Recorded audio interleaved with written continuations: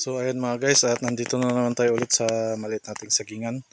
Ayan, at kakatapos lang dinaanan ng bagyo itong maliit nating sagingan. Ayan, at nandito tayo ngayon dahil nagtatanim na naman tayo ng panibagong saging mga guys, no. So tuloy lang tayo sa pagtatanim. At paulit-ulit man tayong pinadapa, babangon at babangon pa rin tayo mga guys, no. So tuloy lang tayo. Yan, basta lumalaban tayo ng parehas. Yan. Tuloy lang sa buhay.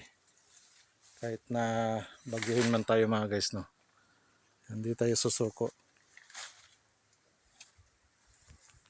Yan. So nakikita nyo yan mga guys. Yan, maraming tumba dyan. Yan, maraming na buwal. Yun, doon. Marami doon mga guys, no. Yan. So ganito na mga guys, no. Ayan. Basag-basag yung mga dahon. Pero okay lang yan. Tuloy lang tayo sa pagtatanim. Dahil yung mga nabuwal mga guys, no. So tinaniman na natin ng panibago yun. Tinanggal na natin yun. Tinaniman natin ng panibago para pagdating ng panahon na wala ng bagyo, siya na ang yun na ang bubunga mga guys, no. Magbibigay ng bunga.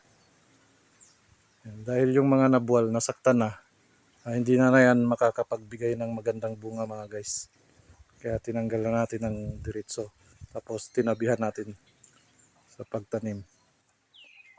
Tulad nito mga guys, so bagong tanim na naman ito mga guys. Ayan. Ayan, oh. Ayan, bagong tanim yan. Katapos ng bagyo. Ayan. Nakikita niyo yan mga guys. Yan.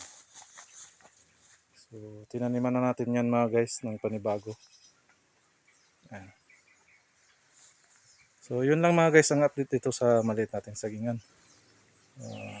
Maraming salamat sa pagsubaybay hanggang dulo.